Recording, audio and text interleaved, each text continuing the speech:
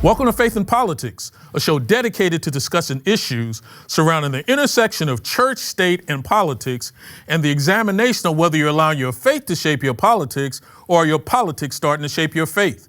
In other words, what do you do when God and government come face to face? I'm your host, Orlin Johnson. Let me introduce you to our panelists for today. First, we have with us Dr. Timothy Golden, a professor of philosophy at Whitman College. We also have with us Dr. Nia Johnson, who's a visiting assistant professor at Duke Law School. We also have with us Ms. Judith Hawkins, who is a former judge and attorney in Tallahassee, Florida. And finally, we have with us Mr. Rashawn Baker, who's the president and CEO of the Baker Strategy Group and a University of Maryland professor of public policy. Ladies and gentlemen, thank you for being here and looking forward to our conversation today. You know, recently I was doing some reading and I saw a comment that somebody made that said there appears to be a crusade to Christianize public schools in America. You know, you have to wonder where we are nowadays, where you have politicians who are running for office on the idea of there should no longer be a separation of church and state. And now we are thinking that used to be one of our principal bedrocks of democracy, but now it seems to be getting a lot more lax. When you start looking at a lot of the new pieces of legislation that are coming out and laws that are being crafted, it seems like the idea of bringing Christianity and certain religious beliefs back into public schools no longer seem to be a major issue, and vice versa. We're starting to see a lot of quote unquote parochial schools taking on more of what I would call a secular point of view, where it makes you wonder what's really going on. Believe it or not, there are 29 states in the last year or so that have crafted 91 pieces of legislation that's trying to bring more Christianity into the public schools. And some believe that with the current Supreme Court that we have, that may not be that much of a stretch. You know, Judge Hawkins, when I take a look at what's going on and we think about this whole battle of church and state and separation of making sure that the public arena and the religious arena are very different, but every now and then we start seeing this creeping that's happening. Maybe it's a different America, maybe it's a different point of view. What are your thoughts on this? Well, my first comment is this: those who don't know history are doomed to repeat it. I think that history has shown that whenever the church needs the state to facilitate its goal and its mission, we have a problem. And we have for so long been under the impression that there's a clear separation between the church and state, and that it's needed and necessary because we are a country of many people, many nationalities, many thoughts. And so when you are now going to make religion mandatory in the schools, and it would be okay, because the Supreme Court has said it's okay to teach about religions as a group, as a class of thought. But now we want to begin to teach a religion, a point of view. Right now it's the Christian point of view. And then the question becomes, which Christian group will get that priority? And we have seen through history that it never, ever works. And to try to use the school to teach religious principles by definition means that's a problem. American values and religious thought are not equal. They're not the same. So I'm concerned. I'm very, very concerned that as we move along this road, because we're not bothering to look to see historically how it has turned out, we're going to repeat the same thing. And by the time we realize what we've done, it's going to be scary. So as I close on this point, if we do away with the Department of Education and public schools, whose religion is going to be taught in the schools? No, and I was just going to say, I mean, I think part of the issue here is that this is really indicative of a culture war that's happening in the United States. I think like we can even go back as far as the Black Lives Matter movement in 2013, kind of at its origin point, and some of what peaked in 2020, where there was a idea that maybe we should be thinking about inclusion a little bit differently in this country. And I think for many folks who are advocating for there to be Christian religion primarily in schools, they are trying to push against what they think are non-Christian or anti-religious values in the institutions that were a result of that inclusivity. But as you know, this is something we've talked about on the show before. First and foremost, again, As much as parents want to control their children, there comes a point where you can no longer control them anymore. And so this idea of if we keep building up infrastructure around our kids to keep them a certain way, that doesn't always work, kind of, to the point that Judge Hawkins was making. But I also think that this is a really interesting case study in symbolic legislation as well. These states and legislatures know that they are pushing the envelope on the First Amendment. They do. They know it. They're not confused. But they also need something to carry back to their constituents to let them know that they advocated for their values, because a lot of these legislators want to keep repeating their opportunity to hold their seats. And so I think it's important that we also, as much as we are mindful of this and, we make sure we sound the alarm, because again, separation of church and state is a really critical value in this country. We also are mindful and also take legislators to task for promoting legislation and putting out their legislation that is symbolic just so they can hold their seats. And so we don't give them more airtime than what they deserve, rather than, treating it as alarmist. Because again, when it is alarmist, then their constituents hear about it and they keep voting these same folks into office again and again and again. And instead of focusing their energy on legislation that could actually help people or even could be passed without a constitutional challenge, they are using this as a forum to engage in symbolic politics to hold on to the legislature. That would be true, except for the Supreme Court that we have right now and the inroads and the encroachments that we're seeing of this court, the Supreme Court, supporting religion coming into the public place in the schools like we've never seen before. I just wanted to throw that out. No, it's a good point, Judge. And Rashawn, as somebody who's been in the state legislature, who's been a chief executive of a major county in the United States, a lot of these issues, I'm sure, were the types of things you had to bump into on a regular basis. How does this thing move forward? How does it get shut down? I mean, what is that like? It's just like Judge Hawkins said and Dr. Johnson. I mean, this really is a reactionary. And if you don't understand your history, you do repeat it. Every time this country feels like they're getting too broad and too inclusive, then the reaction is to narrow it. And they use religion really as a cover. They use Christian religion as that cover to say it was much better when the 10 Commandments were in every school and were being taught. The question becomes, as a legislator and as a political body, we are diverse. We're a diverse nation, and it's not going to stop. So what happens when a school up in Michigan decides that Islam is the cornerstone of the school, and they want to put, start teaching that in our schools?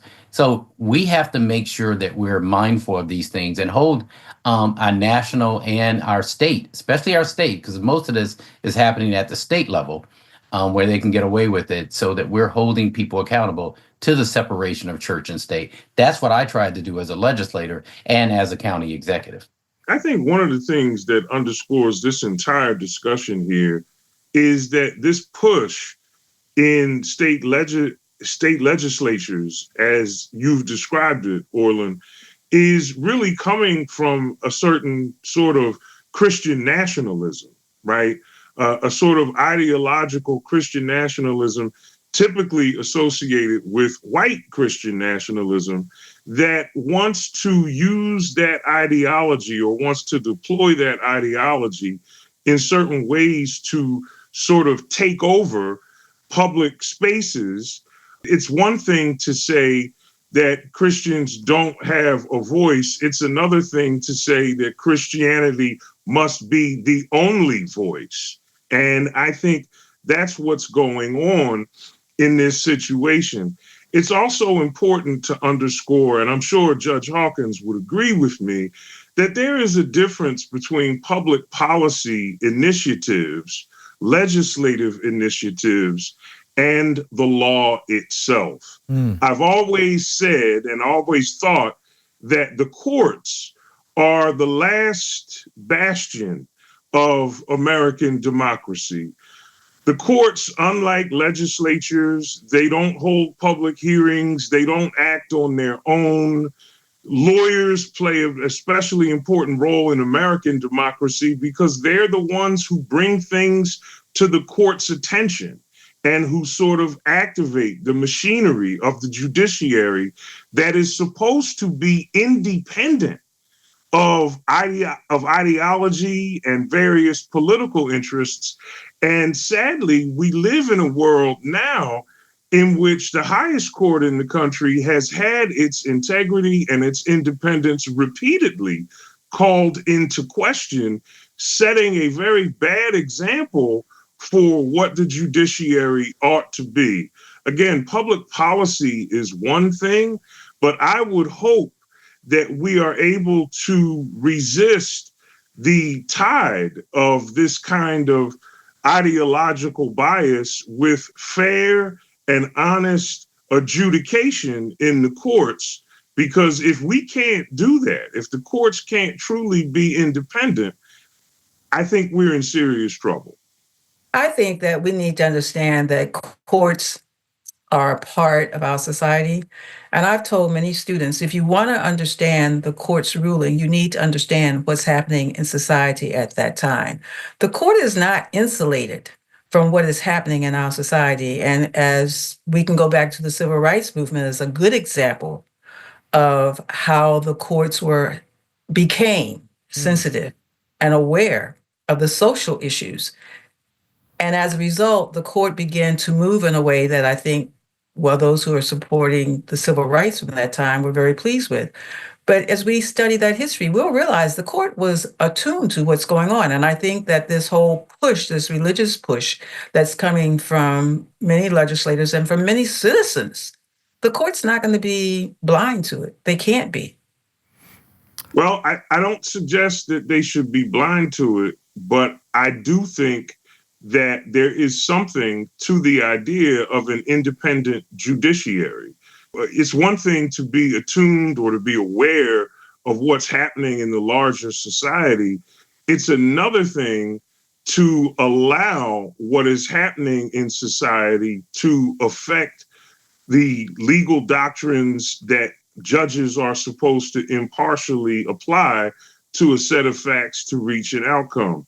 We don't want ideology dressed in black robes, right? We want judges who are going to apply the law and not decide, well, I'm sympathetic to this cause for one reason or another, and therefore, no matter what the law says, I'm going to vote in a certain way, or I'm going to vote to uphold certain practices. Again, it's not realistic to say that judges aren't human beings or that they're not people or that they're not aware of what's happening in society.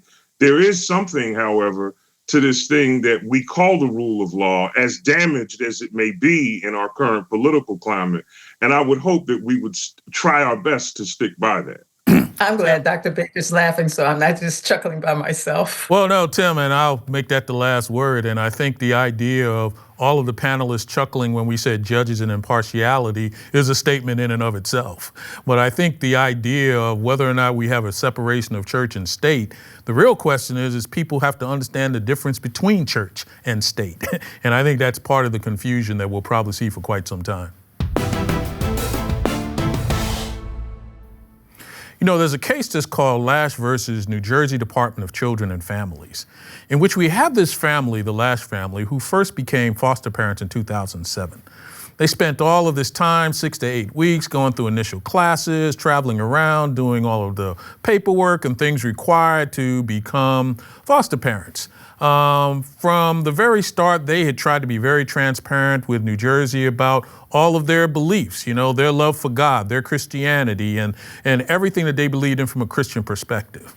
You know, a few years back, they were given an opportunity to be foster parents to 2 girls, and were also told that when it was time for adoption, that they would, quote unquote, be really the first individuals that would be given the opportunity. They had these young ladies for a period of time, and then it found out that there was a same-sex couple that decided they wanted to adopt these 2 young ladies. And what ended up happening is that the Lasche family was not aware, the children were not aware, but the children had also been indoctrinated to a large degree in the Christian faith in that household. What ended up happening is the Lasche family and one of the young ladies was uncomfortable with this idea, and we now find ourselves in a battle from a legal perspective regarding the adoption of these 2 girls and the idea of, can you move forward with the same-sex couple who is going to be, quote unquote, engaged in the adoption and have to get the rights of the young people involved or the foster parents involved. When we take a look at this particular case out of New Jersey, Nia, the idea of how we are handling these type of topics seem to be getting very, very tricky and puts us on a very slippery slope. Who gets to adopt, who doesn't get to adopt, what are your quote unquote sexual preferences and things of that nature? How do you kind of look at this case and what we're dealing with in our current society? Well, I think this has a really nice segue to the previous conversation we were having about privileging Christianity. I mean, this is a really unfortunate case, especially considering that these are girls that, have been under this family's care for a very long time. And, we know a lot more now about the stability that's required in raising children, and the lack of stability that children experience in the foster system, right? And so there's some broader questions that are separate from the conversation about religion and LGBTQ rights and adoption that really just center on the girls that are also worth thinking about in the midst of this. But I think what's also extremely unfortunate about this is that there is a thread between what we just talked about in privileging Christianity and how there's many parts of the United States that are pushing against that privileging. They've seen it and they've called it what it is. And they've used their own power in the same way that Christian folks have used for a long time, whether that's by influencing the legislature, the judiciary, and otherwise, to promote their own beliefs. Christian folks have not had the best history of treating children, or rather respecting when children grow and change and, shift in ideology over time.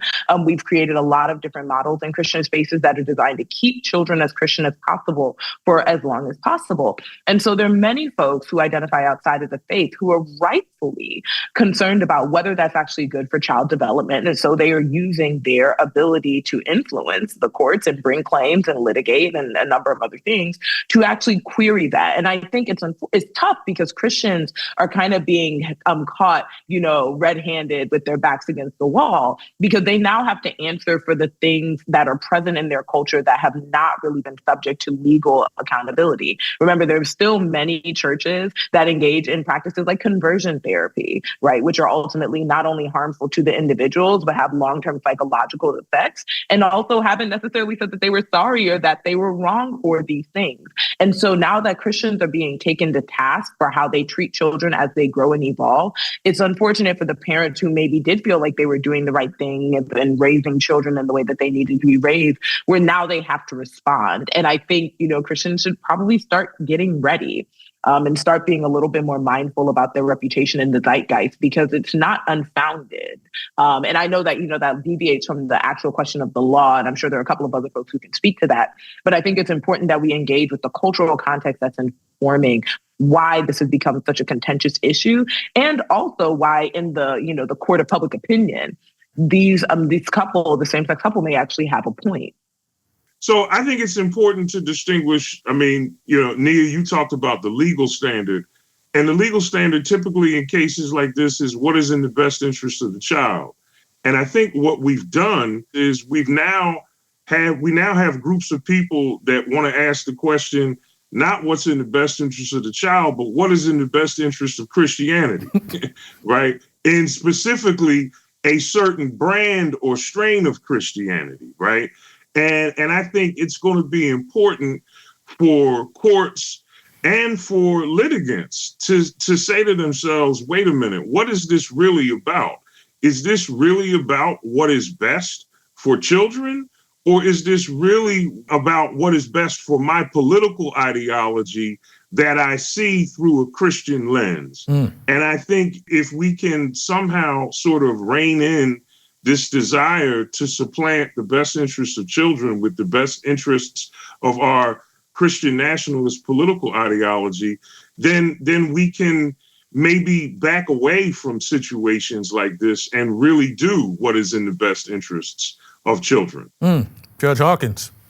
Well, it was in the best interest of the children years ago that they got whipped and beaten. And eventually society decided that was child abuse. I'm finding this case rather interesting because there's a case out of Philadelphia where two foster care moms who happen to be Catholic, I don't know if that's really dispositive, but they too were running into issues with their providing to the foster care children their Catholic background as their basis for their faith. And there's a case pending right now in Massachusetts, the Burke versus Wash case. So you would think that these cases would all come out with the same ruling, but I'm not sure that they are. But eventually, the Supreme Court is going to have to rule because we can't have state shopping for forms of to whether or not foster care parents can practice their faith and have foster care children in their home. So I would phrase this way: we're on a clash, a very hard clash, a crash between people's thoughts of what children should be taught, what is in the best interest of the children. And I think the court's going to decide what is in the best interest of the children. And I'm afraid for that, how that ruling is going to come down. Yeah, I would agree with the judge. I think here's the problem, having faced this before as a legislator and as a county executive, where we have a number of foster children in our system, and we have a small group of parents that are willing to take them on, or individuals, is that you try to find the best home to give them stability, as Dr. Johnson said. And then when it's time to adopt, they've been raised for a number of years under one set of values, and then the people who are willing to adopt them have another set of values. At that point, it is supposed to be in the best interest of the children, where they are now, not the politics outside, but where the children are now. And so I think, like in this case, the problem is going to be, at the one hand, the state, the county, the city is trying to make sure these children are taken care of for a number of years. On the other hand, they are also trying to find them a permanent home. But during that period of time, they've been raised a certain way. And so how do we, at the beginning of the process in the foster care system, make sure that the children are raised in a way that anyone can adopt them, and to make them whole? But at the end of the day, it has to be about the interests of the children and what's best for their growth into maturity. And I think that's where you're going to find this clash, especially in our society today. And I'm going to tell you, it's not an easy one. It is really, really hard when you see children who are bounced around from home to home, and you want to give them stability. And here's a couple that can do that, but it may harm their chances of having a permanent family in the future. And one of the things, sorry, I just wanted to quickly add to this point is that, this is also a really important component of this case, that, foster children are wards of the state as well, right? And so there also needs to be a certain level of neutrality that's also respected. This is really challenging when we think about culturally the way that Americans want to generally raise their children, but also the ways that, let's take Christianity, for example, the way that Christians are taught to raise children. So the idea is that it's important that your children hold on to the same faith values that you have. And so if you're somebody who sees foster children as belonging to you and not as a ward of the state, then you run into all sorts of issues about what is neutrality and what do these children need. Because again, not to do the law school thing, but like a hypothetical, imagine if one of these children were struggling with their own sexual identity. And so now they're in a situation where because they're wards of the state, have been placed in a household of people who don't align with an issue or, their own sense of becoming and being that these children are experiencing. You now have a rub with the state in a whole different way. And so this is why these things can be so challenging, especially when you think about the best interest of the child. Well, here is what I would say, Dr. Johnson. Having done it before, the problem becomes you have a small pool of individuals who are willing to take these children on. And so you start weighing what is in the best interest given the people who are willing to step into the gap and to fill them. And I think that becomes the greater issue, that at least from a government perspective, and they are wards of the state and really of the county and city. And so that's where I think, we have to do a greater job increasing the pool, so that we can have that diversity of folks who understand it is your job to care for these children and to make sure that they are that they are ready to be adopted and into a family that's gonna nurture them and let them grow independently. But it does come down to a way of ability and people. But what do you do with the heading, the caption that says Third Circuit upholds rights of New Jersey foster parents to care for children without abandoning faith? What do you do with that headline? That headline says very clearly that if you want to be a foster care parent, you may do so and not abandon your faith. And by definition, not abandoning your faith means that you're going to be teaching and rearing these children in a mindset, a religious mindset that's reflective of your own. And if that, as we've been talking, is different from what other members of society see, it's a head-on conflict. And you're right, Dr. Baker, in that the pool of foster parents is not a huge pool. No, it's not. No, it's not. And I think, Judge, we've probably hit on the real issue here is that we have a limited pool to take on a very sensitive job and trying to do it from a government standpoint and still keeping in mind what people's personal beliefs are. And all factors have to be respected and then come to some happy conclusion. And I think the happy conclusion is turning into a messy conclusion, and we'll probably be dealing with that for quite some time. Nia, tell me something I don't know. So there was a recent study published in the Health Affairs Journal, which is a public health journal, on the increase and rise in vasectomies and tubal ligations after the Dobbs ruling. And they found that in states that, aligned with having much more stringent abortion policies, they saw a severe increase in both tubal ligations and vasectomies. So hopefully that's something you don't know. That I do not know. Rashawn, tell me something I don't know.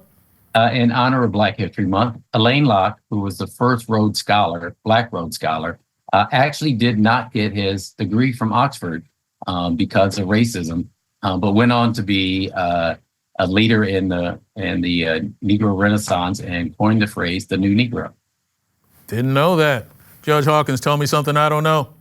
In 1949, Bible reading was a part of the routine in public schools of at least 37 states. And in 12 of those states, it was legally required by the law.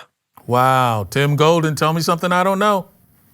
Well, to pick up on Rashawn's point about my fellow Philadelphian, Elaine Locke, he was born and raised in Philadelphia, first African-American to earn a PhD in philosophy from Harvard University, and he is responsible for the acting career of the late, great Ossie Davis, who was once a student at Howard University, where Dr. Locke chaired the philosophy department and said that he wanted to pursue a career in acting.